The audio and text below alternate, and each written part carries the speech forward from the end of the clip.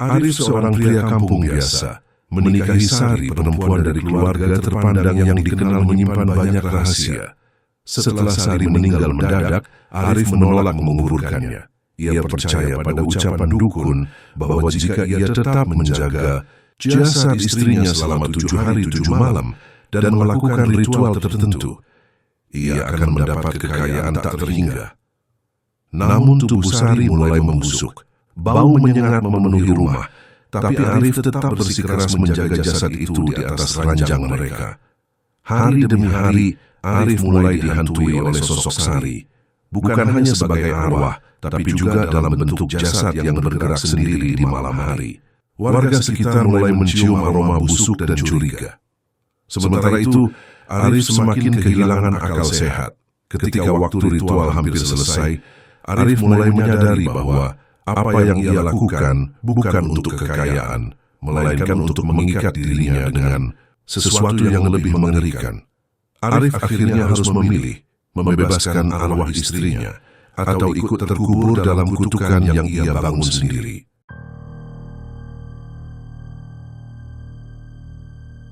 Hari itu, langit berawan sejak pagi. Tidak turun hujan, tapi hawa dingin menusuk. Arif baru pulang dari sawah ketika mendapati Sari, istrinya, duduk di lantai dapur sambil memegangi perut. Wajahnya pucat, keringat membasahi baju dasternya yang sudah lusuh, nafasnya pendek-pendek, matanya berkedip pelan seperti orang habis demam tinggi. Arif langsung menghampiri. "Kenapa, Ri?" Tanyanya panik. Sari tidak menjawab. Bibirnya bergerak, tapi tidak ada suara keluar. Lalu dari mulutnya keluar darah segar. Tidak banyak, tapi cukup membuat Arif panik. Ia buru-buru mengangkat tubuh istrinya ke depan ruang tengah. Arif bukan orang kaya.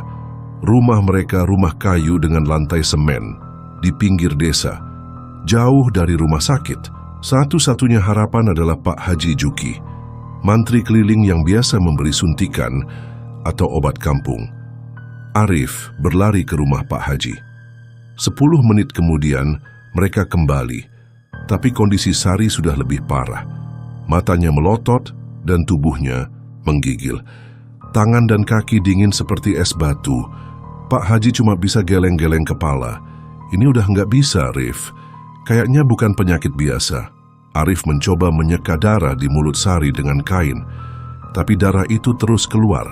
Lalu hidungnya berdarah juga. Sari mengerang pelan sebelum akhirnya tubuhnya kaku. Nafasnya berhenti. Pak Haji meraba leher dan nadi istrinya, lalu menatap Arif sambil menghela napas. Innalillahi, Sari udah nggak ada. Arif tidak langsung menangis. Ia hanya duduk diam menatap tubuh istrinya. Napasnya tersendat, matanya memerah. Tapi ia tidak teriak, tidak meratap. Ia hanya terdiam, seperti orang linglung. "Biasanya orang meninggal dimandiin, Rif," ujar Pak Haji setelah beberapa menit. "Nanti saya bantu panggilin ibu-ibu buat bantu urus jenazahnya."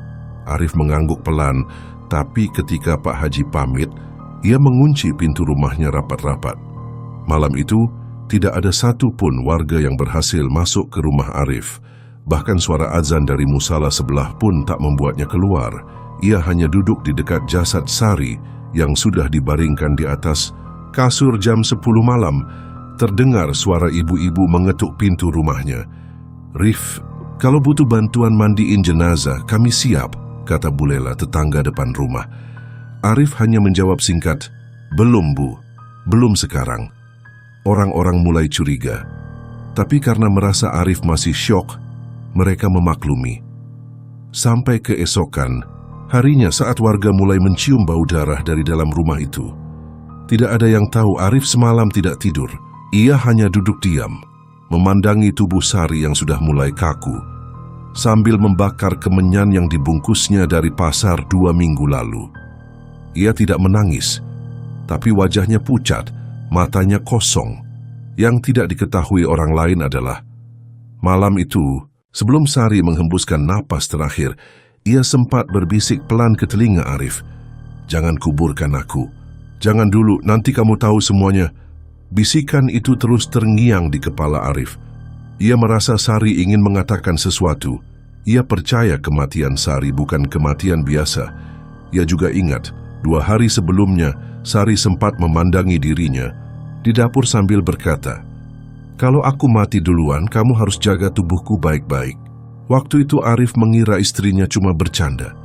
Tapi sekarang semua ucapan itu seperti petunjuk. 2 hari setelah kematian Sari, bau busuk mulai menyebar ke rumah tetangga. Warga mulai resah. Mereka tahu mayat tidak bisa dibiarkan lebih dari sehari tanpa dimakamkan. Tapi Arif bersikeras, dia belum waktunya dikubur. "Saya tahu apa yang saya lakukan," katanya pada Pak RT yang datang bersama beberapa warga. "Kamu waras, Rif. Ini jenazah bukan barang," bentak salah satu warga. Tapi Arif hanya berdiri di depan pintu, tidak mengizinkan siapapun masuk. Tak banyak yang tahu bahwa sore setelah pemakaman ditunda, Arif mendatangi seorang dukun tua di desa sebelah. Namanya Pak Rahmat. Ia tinggal di belakang pasar, rumahnya kumuh. Tapi orang-orang sering datang ke sana untuk urusan pesugihan atau minta tolong kembalikan orang hilang. Arif masuk dengan kepala tertunduk. "Saya mau tahu kenapa istri saya mati begitu. Cepat, saya curiga. Dan saya rasa dia belum benar-benar mati. Atau ada sesuatu yang dia simpan sebelum mati," ujar Arif dengan suara pelan. Pak Rahmat tidak langsung menjawab. Ia menyalakan dupa, menggelar tikar pandan, lalu membaca doa dalam bahasa Jawa halus. Setelah itu ia menatap Arif lama. "Kamu cinta istrimu?" tanyanya. Arif mengangguk.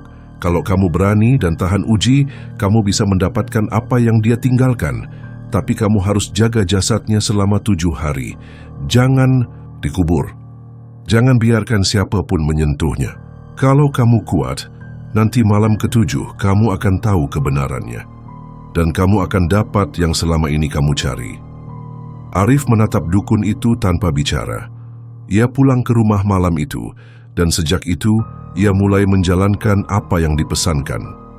Dari luar rumahnya seperti rumah biasa.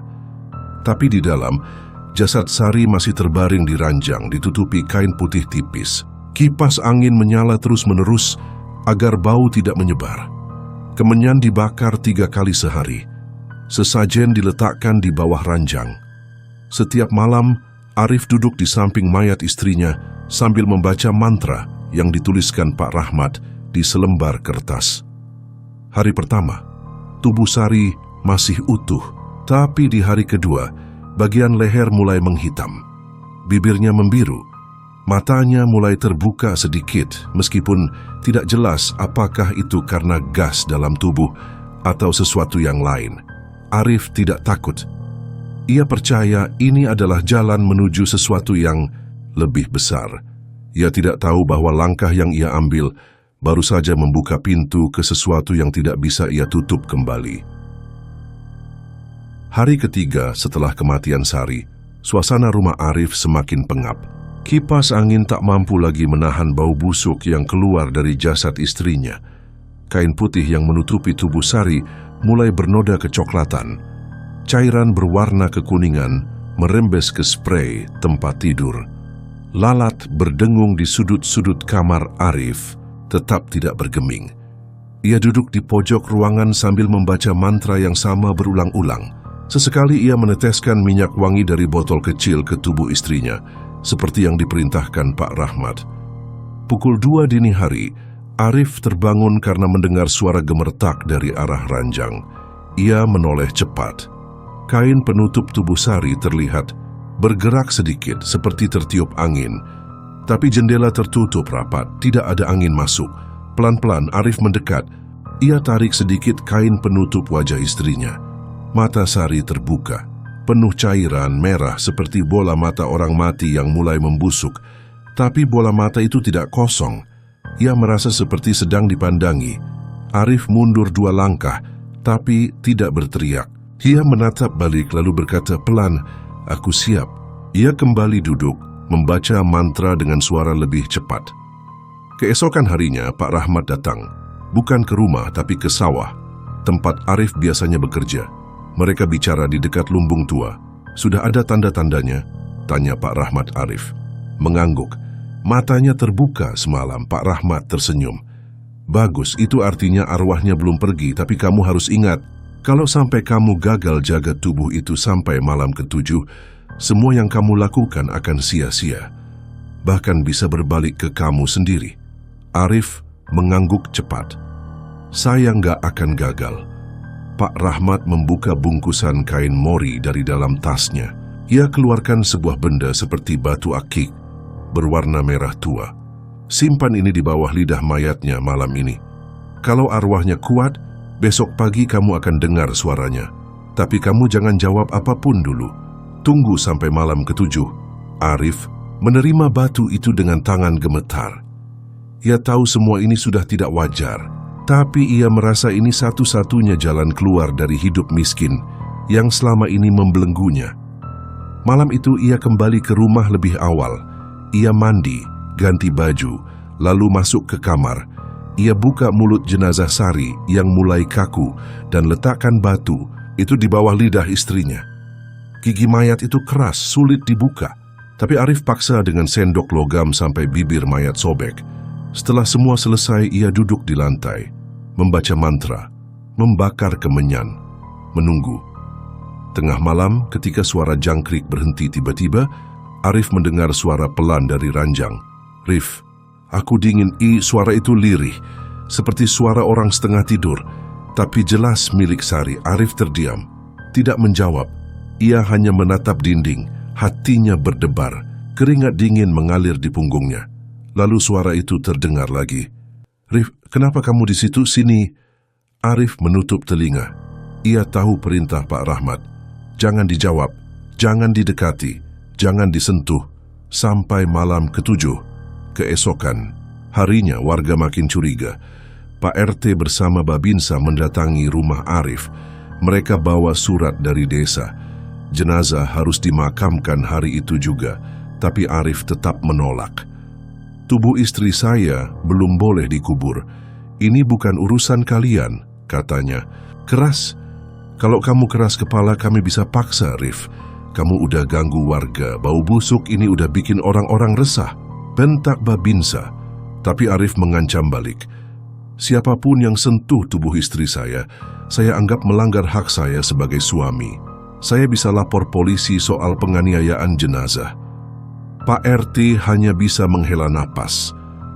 Mereka pergi, tapi dengan wajah tidak senang. Sore harinya Arif mengunci semua pintu dan jendela dari dalam. Ia tahu malam ke-7 tinggal 3 hari lagi. Ia harus bertahan, tapi malam itu berbeda. Suara dari tubuh Sari tidak hanya terdengar pelan. Kali ini tubuh itu bergerak. Tangan jenazah menggeser kain penutup. Suara seperti napas berat terdengar dari mulut mayat. Lalu perlahan tubuh itu bangkit setengah duduk. Arif terpaku di pojok ruangan. Mayat Sari menoleh ke arahnya. Bola matanya keruh, mulutnya setengah terbuka, tapi dari dalam mulut itu terdengar suara yang lebih jelas daripada sebelumnya. Kita sudah janji, Rif. Kita akan bersama sampai kapanpun. Arif menunduk. Ia gemetar, tapi tidak bergerak. Ia tahu ini bagian dari proses. Ia tahu ia tidak boleh lari, tapi rasa takutnya mulai mengalahkan akalnya. Malam itu, tubuh Sari tidak kembali berbaring. Mayat itu duduk bersandar di kepala ranjang, dengan kepala miring dan tangan terkulai. Tapi mulutnya tidak berhenti mengeluarkan suara-suara lirih. Arif tidak tidur sama sekali. Ia hanya duduk, memelototi setiap gerak mayat itu. Setiap suara, setiap napas. Ia tahu tidak ada jalan kembali besok malam ke-4. Dan Arif mulai menyadari ini bukan lagi soal kekayaan. Ini soal hidup dan mati. Hari ke-4 setelah kematian Sari, bau bangkai di rumah Arif sudah tidak bisa ditutupi. Lalat hijau memenuhi kamar. Di sela-sela kasur, di jendela, di atas tubuh jenazah yang kini mulai menghitam dan melepuh. Arif duduk di kursi kayu dekat pintu kamar, matanya merah karena tidak tidur. Di tangannya ada catatan mantra dari Pak Rahmat, sudah lecek dan penuh coretan. Kain sarungnya basah oleh keringat dingin. Ia tidak makan sejak kemarin. Mayat Sari tidak lagi berbaring seperti semula. Tubuhnya menyandar di dinding, kepala terkulai dan matanya terbuka penuh. Wajahnya sudah tidak seperti manusia. Lidahnya menjulur sedikit, menghitam, dan di bawahnya, batu merah yang ditaruh Arif masih menempel di mulut membusuk itu. Setiap jam 3 pagi, mayat itu bicara. "Rif, kamu masih di sini? Kenapa kamu nggak peluk aku? Kenapa kamu diam aja, Rif?" Suaranya lirih, tapi jelas. Bukan seperti suara biasa, melainkan seperti suara dari balik rongga dada, kering dan berat. Tapi Arif tetap tidak menjawab. Ia hanya terus membaca mantra sambil menggigit jari sendiri, menahan takut. Sore itu Pak Rahmat datang tanpa kabar. Ia datang diam-diam dari belakang rumah. Pintu dapur diketuk pelan. Arif membukakan pintu dengan tangan gemetar. "Bau busuk ini. Udah sampai keluar gang," kata Pak Rahmat, sambil menutup hidung dengan sapu tangan. "Dia udah duduk dari semalam," jawab Arif pelan. Pak Rahmat mengangguk. "Itu tandanya arwahnya udah masuk. Tapi belum kuat penuh. Masih setengah. Kamu harus tetap jaga, jangan tinggal tidur. Jangan pergi keluar rumah. Dan mulai sekarang, jangan biarkan siapapun melihat jasadnya." Arif ragu. "Kalau warga paksa, masuk?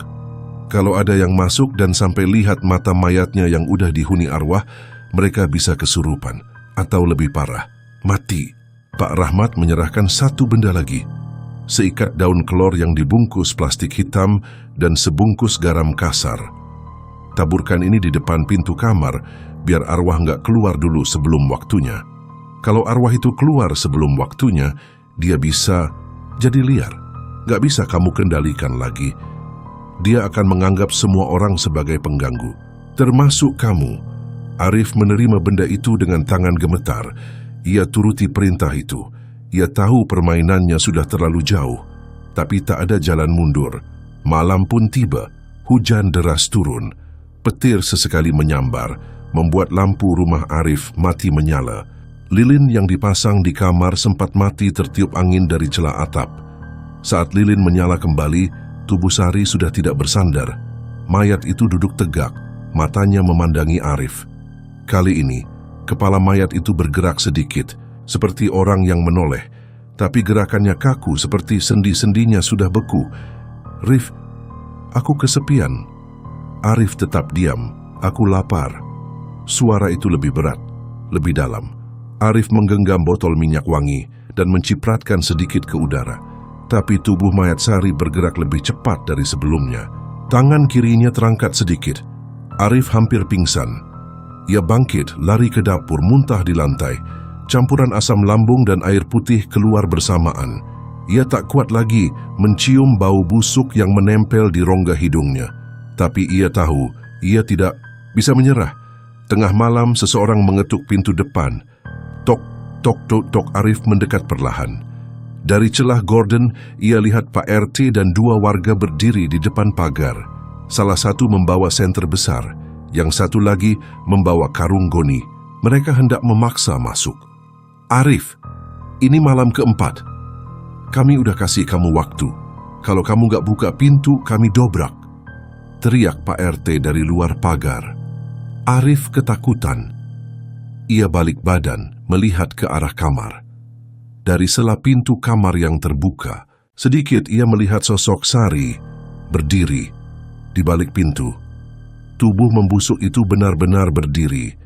Kain kafan melorot ke lantai, kulitnya terkelupas, dan di tangannya, batu merah sudah tidak terlihat lagi. Sepertinya tertelan. Arif membekap mulut sendiri. Ia tahu, malam keempat arwah itu sudah mulai berdiri, dan kalau sampai warga masuk, mereka bisa melihatnya, bisa menjadi korban. Tanpa berpikir panjang, Arif ambil parang dari belakang pintu dapur.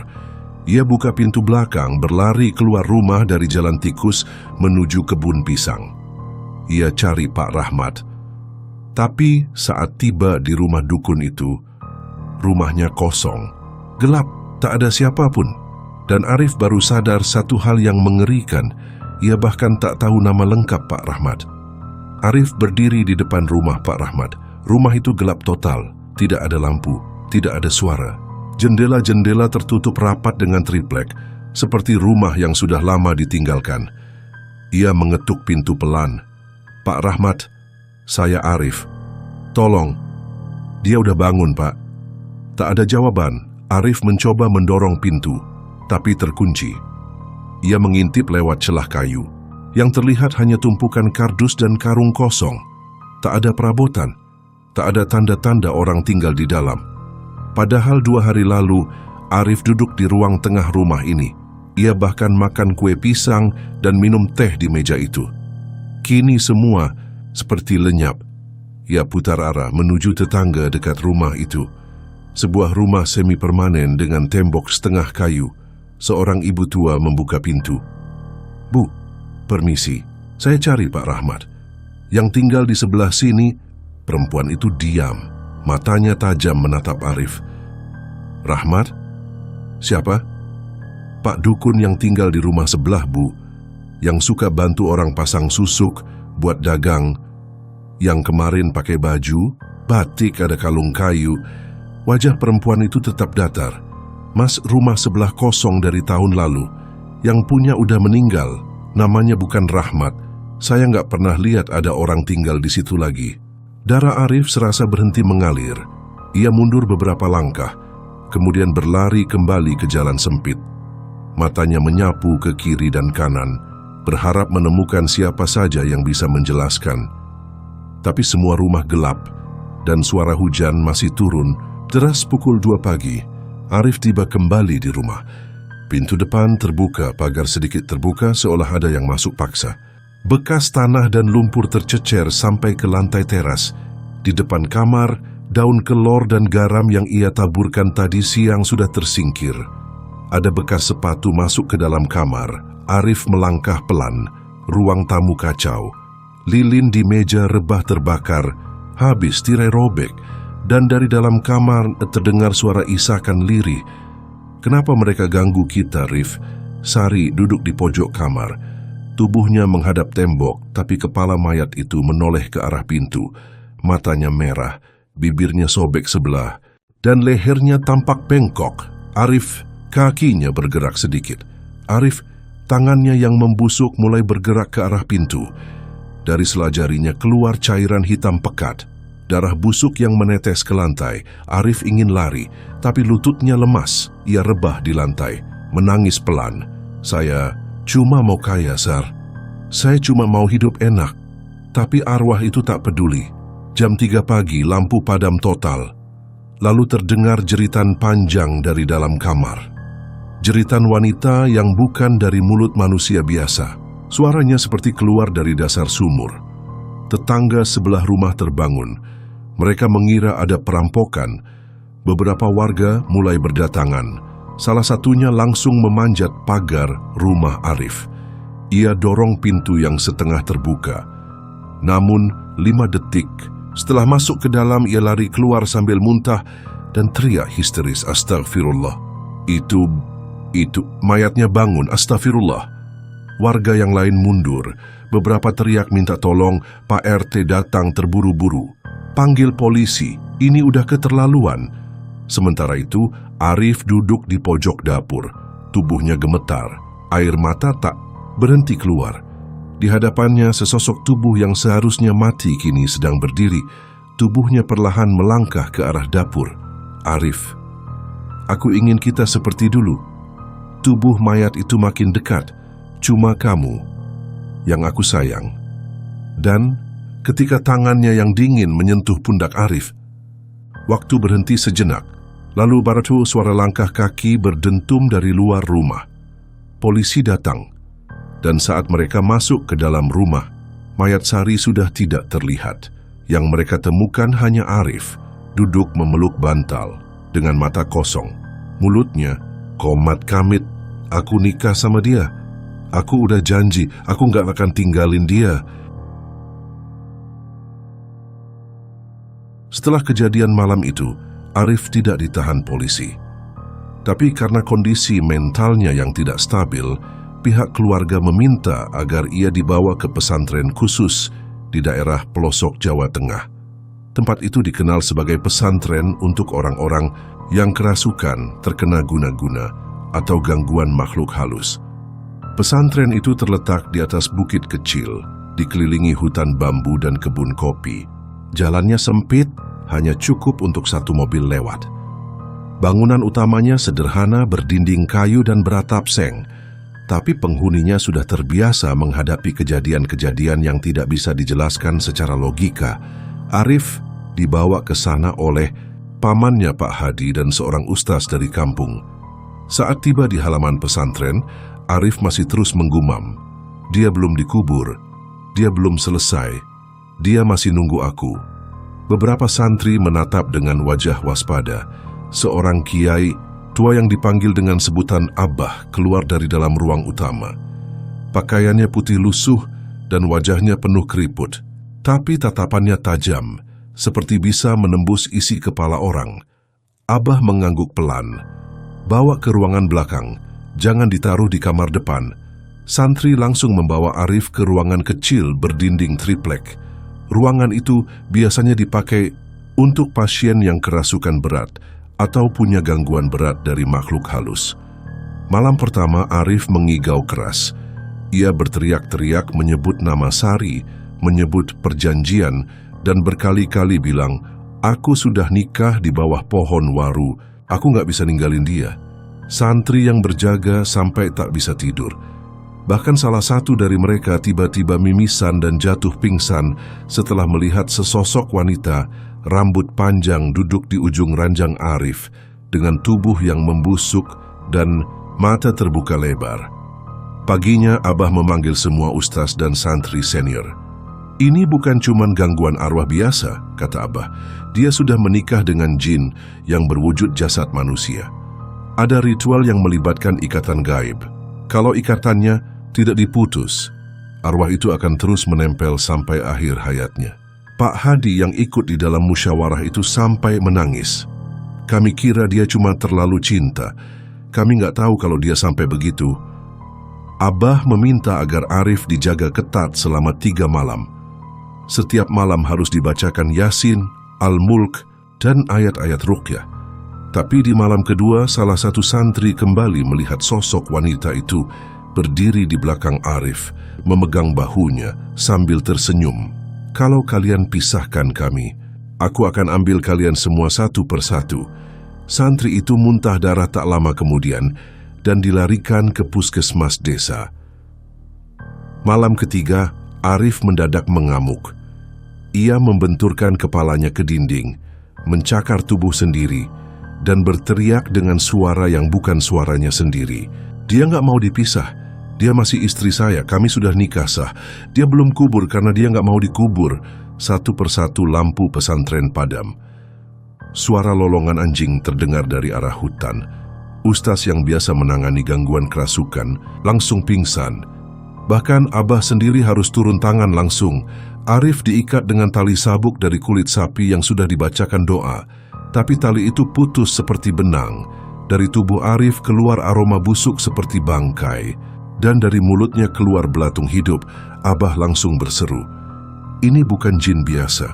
Ini arwah gentayangan yang sudah diikat dengan perjanjian darah." Satu-satunya cara, kata Abah, adalah dengan menemukan tempat perjanjian itu dilakukan. Di sana harus dilakukan pemutusan ikatan. Jika tidak, Arif akan jadi inang seumur hidup. Pak Hadi terdiam. Dia pernah bilang, dia dan Sari pernah ke sebuah pohon besar di belakang rumah. Tengah malam, dia bilang mereka menikah di sana pakai darah jari. Abah mengangguk. Kita harus ke sana, segera, sebelum Sari sepenuhnya masuk ke tubuh Arif. Dan malam itu juga, mereka bersiap kembali ke rumah Arif dengan satu tujuan, memutus ikatan pernikahan antara manusia dan mayat yang sudah membusuk. Pagi-pagi sekali, Abah, Pak Hadi, dan 2 santri pendamping berangkat ke rumah Arif. Mereka naik mobil pinjaman dari kepala desa, membawa peralatan seperti air doa, kain kafan, beberapa batang kemenyan, dan sabuk kulit sapi yang sudah dibacakan ayat ruqyah. Ustaz yang lain diminta tetap berjaga di pesantren untuk merawat Arif. Perjalanan mereka menempuh hampir 5 jam. Saat tiba di rumah Arif, aroma busuk langsung menyambut dari dalam. Walaupun rumah sudah dibersihkan dan tubuh Sari katanya sudah dimakamkan oleh warga, tapi bau bangkai itu tetap muncul, seperti tidak mau hilang. "Ini nggak wajar," ujar Abah pelan. "Mayatnya memang dikubur, tapi ruhnya masih menetap di sini." Pak Hadi mengangguk sambil menunjuk ke belakang rumah. "Pohon, waru itu, Bah. Di belakang sana, dekat kolam, Arif pernah bilang mereka nikah di situ. Tengah malam berdua aja. Mereka berjalan ke arah pohon. Besarnya hampir 2 pelukan orang dewasa. Di bawahnya tanah tampak lebih gelap, lembab, dan ada bekas lilin yang sudah meleleh. Beberapa bunga kering juga berserakan bersama sisa rambut manusia yang menggulung. Santri langsung muntah saat melihatnya. Abah jongkok dan menyentuh tanah. Ini tempat ikatan gaibnya. Dia bukan hanya menikahi arwah, tapi menikahi perantara jin yang memakai tubuh jasad. Mereka mulai menggali sedikit tanah di bawah pohon dan menemukan sesuatu. Benda kecil dibungkus kain putih berlumur darah kering. Saat dibuka, di dalamnya ada potongan kuku, rambut, dan 2 jari tangan yang tampaknya berasal dari Sari dan Arif. Ada juga tulisan Arab yang salah, penuh coretan aneh. "Ini perjanjiannya, ikatan darah dan niat," kata Abah. "Mereka bukan cuma menikah secara batin. Ini ritual pemanggilan." Pak Hadi gemetar. "Arif pernah cerita, Sari ajak dia ikatan cinta sejati," katanya. "Kalau Arif setia, mereka bakal kaya. Usaha lancar, tanah luas, toko rame, dan itu semua kejadian setelah mereka menikah di pohon ini." Abah langsung berseru, "Ini bukan sekadar cinta, ini perjanjian jin." Jin itu masuk ke jasad Sari dan tubuhnya jadi media perantara. Setelah mati, jin itu nggak pergi. Dia tinggal, dan sekarang dia nuntut agar Arif tetap bersamanya. Sebelum upacara pemutusan dilakukan, Abah meminta semua orang menaburkan garam kasar mengelilingi pohon. Lalu ia duduk bersila membacakan ayat-ayat tertentu sambil memegang kain kafan bekas milik Sari. Kemenyan dibakar, dan udara sekitar tiba-tiba berubah jadi sangat dingin. Tiba-tiba angin berhembus kencang. Daun-daun berputar ke arah mereka. Salah, satu santri mendadak kerasukan. Matanya melotot dan ia tertawa dengan suara perempuan. "Siapa suruh ganggu aku? Aku istri sahnya. Kami sudah janji sampai mati. Arif milik aku." Abah langsung menyiramkan air doa ke tubuh santri itu sambil terus membaca ayat kursi keras-keras. Santri itu jatuh ke tanah, menggeliat, lalu pingsan.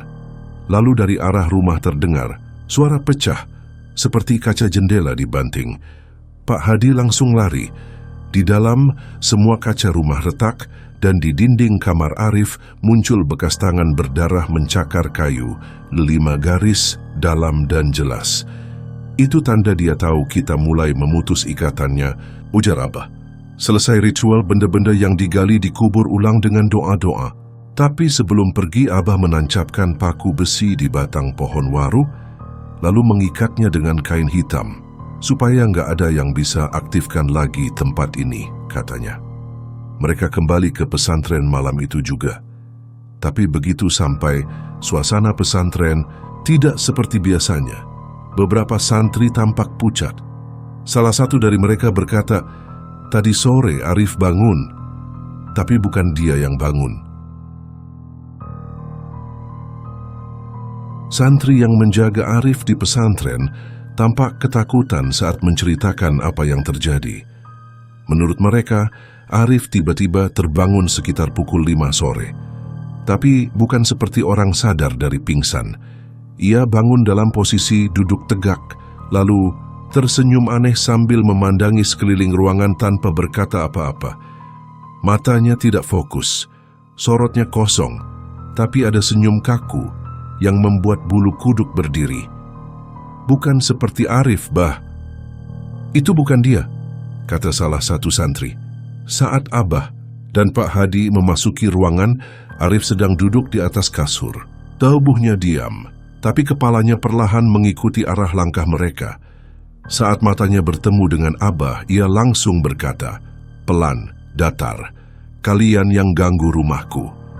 Suaranya terdengar seperti suara laki-laki dicampur suara perempuan, berat, tapi diseret. Abah duduk tak jauh dari tempat tidur. Ia mengambil air putih, membacakan doa perlindungan, lalu menyiramkan sedikit ke arah Arif. Arif langsung menggeram, tubuhnya menegang, dan ia jatuh ke lantai dengan keras. Tapi bukan kesurupan. Biasa, tangannya bergerak-gerak sendiri, mencakar lantai seperti binatang. Tubuhnya mendesis dan matanya menatap tajam ke arah Abah. Dia milik aku. Aku sudah hamil. Kalian semua mau bunuh anakku. Semua orang di ruangan terdiam. Kalimat itu tidak mungkin keluar dari Arif. Apalagi saat ia menyebut dirinya hamil. Abah langsung memanggil 2 santri untuk memegangi tubuh Arif yang terus menggeliat. Abah lalu memulai ruqyah dengan membaca doa pelindung sambil menyentuh dada Arif. Setiap ayat dibacakan, tubuh Arif semakin memberontak. Ia menjerit keras, tapi bukan suara Arif. Seperti perempuan yang meraung dengan kemarahan dan kesakitan. Pak Hadi menggigil di sudut ruangan. Ia sudah terbiasa menangani orang kesurupan, tapi ini lain. Terasa bukan cuma kesurupan biasa. Ada ikatan kuat antara arwah itu dan tubuh Arif, seolah mereka memang pernah bersatu. Kenapa kamu masih di sini? Jasadmu sudah dikubur. Lepaskan Arif, teriak Abah. Tapi suara itu malah tertawa keras, lalu berkata, kami sudah menikah. Di bawah pohon waru, dengan darah, dengan janji, kalian gak bisa putuskan. Air doa kembali disiram ke kepala Arif. Kali ini tubuhnya mulai melemah. Ia terkulai, lalu matanya terpejam. Beberapa menit kemudian, Arif menangis. Suaranya kembali normal. Ia menyebut nama Sari berulang-ulang. Saya gak kuat, Bah. Dia datang tiap malam. Dia duduk di pojok kamar, matanya kosong. Kadang dia peluk saya, tapi dingin sekali. Saya nggak bisa tidur. Kadang saya mimpi dia ajak saya pulang ke rumah itu.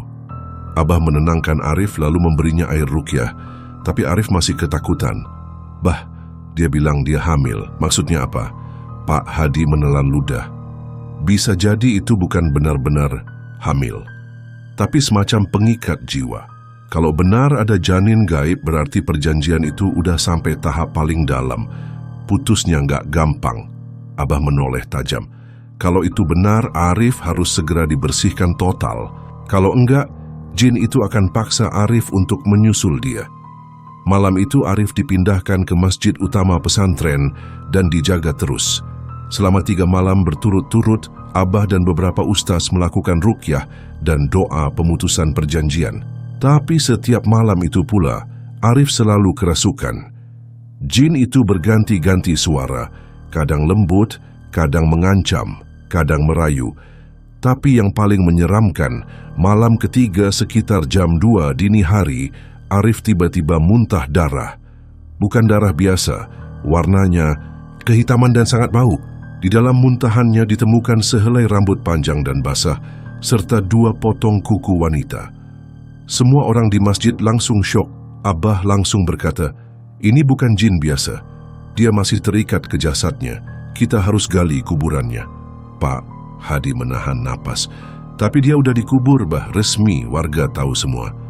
Justru karena dikubur resmi tapi ikatannya masih aktif, berarti kuburannya bukan tempat peristirahatan, tapi rumah bagi jin itu. Abah menatap semua orang.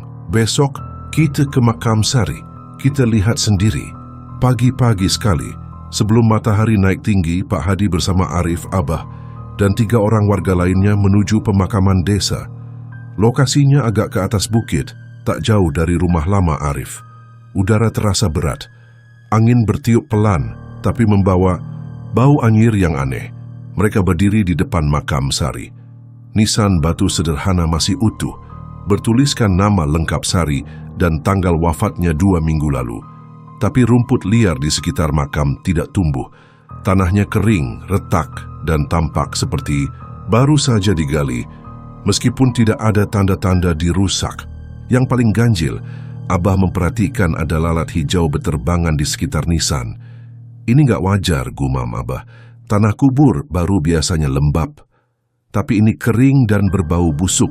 Kita gali. Pak Hadi ragu. Bah, ini kuburan resmi. Kalau kita bongkar bisa jadi masalah. Kalau dibiarkan nyawa Arif yang jadi masalah, jawab Abah cepat. Jasad Sari belum diterima bumi. Jinnya masih tinggal di sana. Ikatannya belum putus. Setelah dibacakan doa-doa pelindung, mereka mulai menggali. Tanahnya memang kering, tapi gembur seperti baru ditimbun. Setelah gali sekitar 1 meter, bau busuk makin terasa. Pak Hadi sampai muntah di pinggir makam. Arif berdiri jauh, wajahnya pucat. Tangannya gemetar, tubuhnya berkeringat dingin meski udara masih sejuk. Setelah gali lebih dalam, sekop salah satu warga membentur sesuatu, mangkuk. Tanah liat katanya. Mereka angkat mangkuk itu. Isinya campuran darah beku, rambut panjang dan tulang jari kecil yang dibungkus kain mori lusuh. Di bagian luar mangkuk tertulis huruf-huruf Arab tapi terbalik, seperti aksara jimat. Abah langsung tahu. Ini wadah perjanjian. Jin itu dikunci di tubuh Sari. Dan sekarang dia pegang Arif lewat janin gaib itu. Tapi belum selesai saat mereka menyentuh dasar kuburan, semua orang kaget. Kain kafan Sari robek, petinya penuh belatung, dan posisi jasadnya membalik. Sari terkubur dalam posisi tengkurap. Matanya terbuka lebar meski sudah membusuk, mulutnya menganga dan ada jejak darah mengalir dari bibirnya. Ini bukan posisi orang mati wajar, ucap Pak Hadi. Dia bangun di dalam peti. Arif menjerit histeris lalu pingsan di tempat Abah langsung berdoa keras-keras, menyiramkan air ruqyah ke jasad itu. Belatung berjatuhan dan suara mendesis pelan terdengar dari dalam tanah. Setelah doa selesai, mereka tutup kembali jasad Sari dengan hati-hati. Tapi kali ini Abah menyelipkan benda berbentuk besi kecil di atas dada jenazah, semacam paku besi yang sebelumnya diritualkan. Paku ini untuk mengunci ikatan jin. Semoga tidak bisa lagi keluar. Tapi belum sempat semua orang tenang, ponsel Pak Hadi berbunyi. Telepon dari rumah pesantren, suara santri yang panik. Pak, Arif kesurupan lagi. Dia maksa ke rumah lamanya. Dia buka paksa pintu belakang dan kabur lari ke dalam kamar bekas almarhumah Sari. Pak Hadi dan Abah saling pandang. Abah berkata tegas, kita belum selesai. Jin itu masih pegang bagian dari Arif dan dia sedang memanggilnya pulang. Rumah lama Arif yang sudah ditinggalkan sejak pemakaman Sari kini terlihat lebih menyeramkan. Cat dinding mulai mengelupas, jendela-jendela tertutup debu, dan pekarangan belakangnya dipenuhi rumput liar setinggi lutut. Saat Abah dan Pak Hadi tiba bersama 2 warga, pagar belakang sudah terbuka. Jejak kaki telanjang terlihat jelas mengarah ke dalam rumah. Pintu belakang rumah terbuka lebar. Bau busuk langsung menyeruak begitu mereka melangkah masuk. Suasana di dalam gelap dan pengap. Kamar Sari berada di bagian paling belakang, dekat dapur lama. Saat mereka sampai di depan pintu kamar itu, suara lirih terdengar dari dalam, suara Arif. Tapi nada bicaranya bukan seperti biasa. Pelan, berat, dan seperti sedang membaca sesuatu. Aku terima nikahnya. Sari binti Sarminah. Dengan mahar darah dan kesetiaan, demi kekayaan dan kekal. Tiba-tiba suara perempuan menyahut dari dalam kamar. Suara Sari. Aku ridho. Pak, Hadi mencoba membuka pintu, tapi terkunci dari dalam. Mereka mendobrak pintu bersama-sama. Begitu pintu terbuka, mereka langsung terdiam. Arif sedang duduk bersila menghadap ke tembok. Di depannya ada boneka janin terbuat dari tanah liat dan rambut. Tubuhnya dililit kain kafan yang robek-robek. Di sekelilingnya, lilin menyala membentuk lingkaran. Dan di sudut kamar berdiri sesosok perempuan dengan tubuh membusuk, mengenakan mukena kotor berlumuran darah. Wajahnya rusak, tapi jelas itu Sari. Matanya menatap tajam ke arah mereka, lalu perlahan-lahan tersenyum. Abah segera melantunkan ayat-ayat pelindung keras-keras. Pak Hadi memercikkan air doa ke tubuh Arif, yang langsung menjerit keras, lalu tubuhnya terguling dan menggeliat kesakitan. Perempuan itu, Sari, bergerak cepat menghampiri Arif. Tapi sebelum menyentuh, tubuhnya terbakar pelan karena air doa yang mengenai tanah dan lilin. Ia berteriak keras, suara jeritannya menggema seperti dari dua dunia. Sesaat kamar seperti berguncang. Dia milik aku. Kami sudah menikah. Dia janji, dia janji.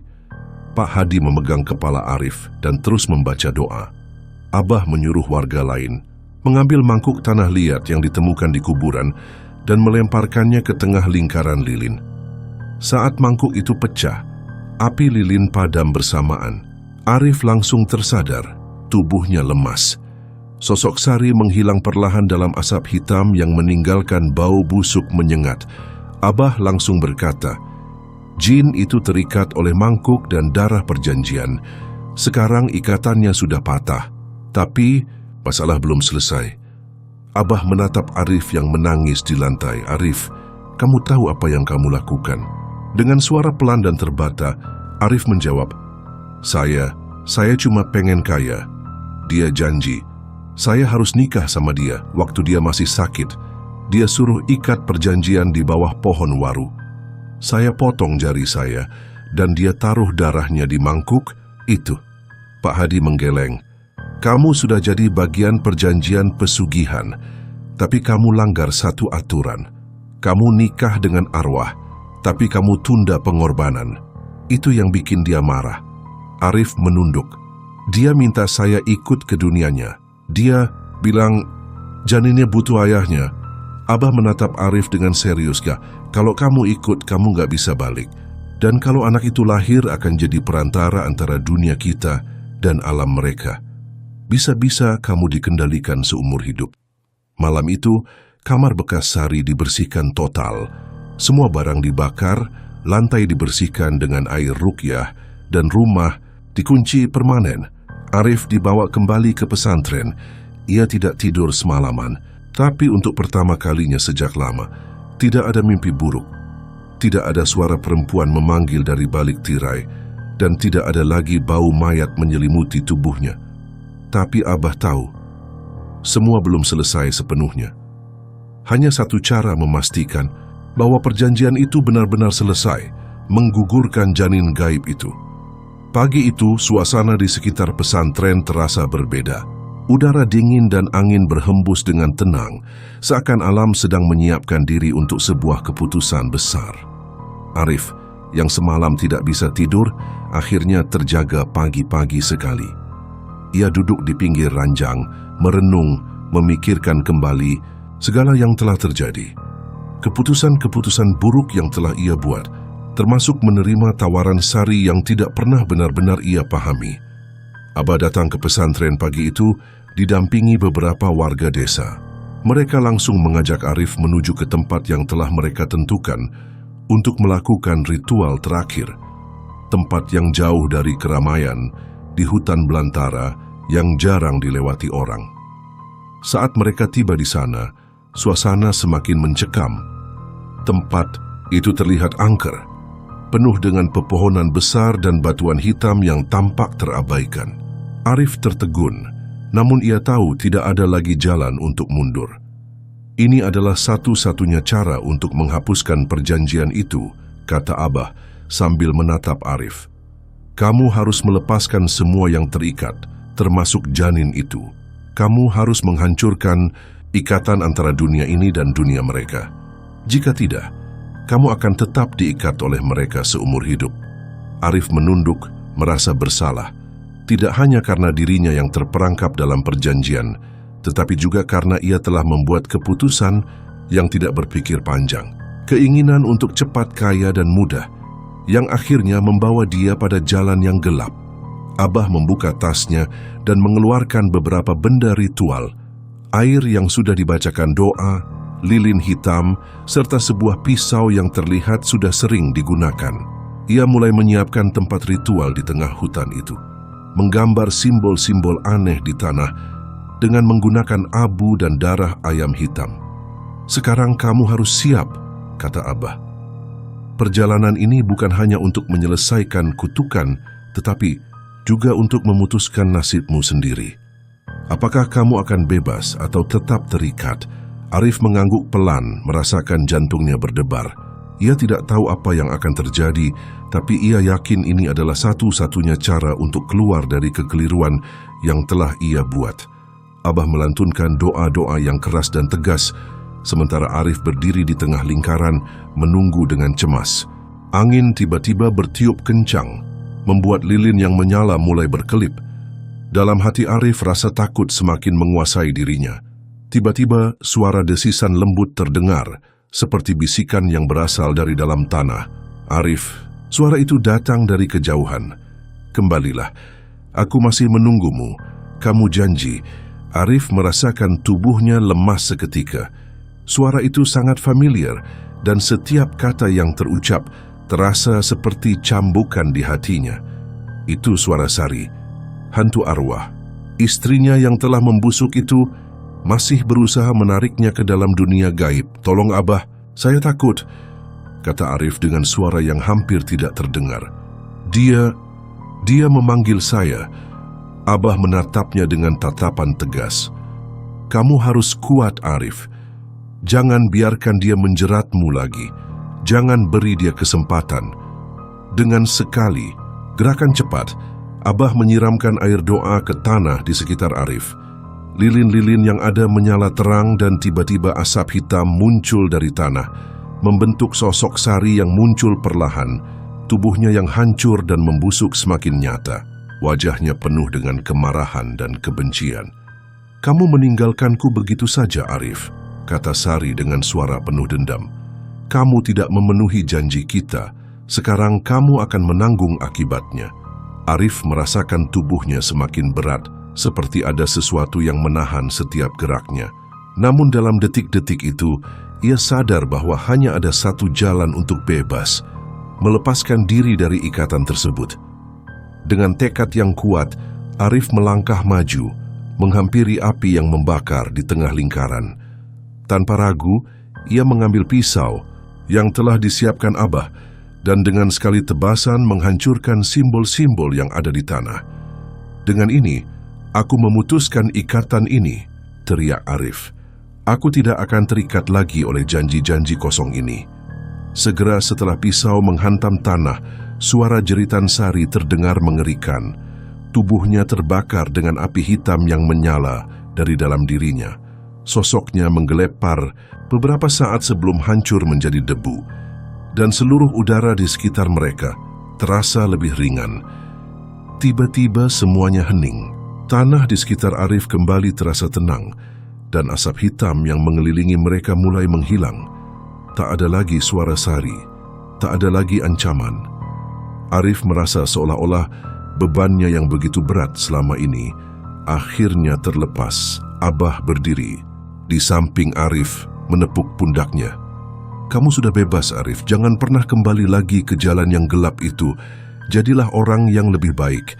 Arif hanya mengangguk, merasa lega meskipun tubuhnya masih terasa lelah. Ia tahu bahwa perjalanan hidupnya tidak akan mudah, tetapi setidaknya ia telah memperoleh kebebasan yang sejati. Beberapa bulan kemudian, Arif mulai membangun hidup baru. Ia berusaha menebus kesalahan-kesalahan masa lalunya, dan meskipun luka batinnya tidak akan pernah hilang sepenuhnya, ia berusaha untuk bergerak maju. Keluarga dan tetangga yang dulu menjauhinya mulai menerima kembali, dan meskipun hidupnya tidak lagi kaya raya seperti yang ia impikan dulu, ia merasa lebih damai. Tidak ada lagi suara bisikan dari dunia lain, dan ia tahu dengan pasti bahwa kutukan itu akhirnya telah berakhir.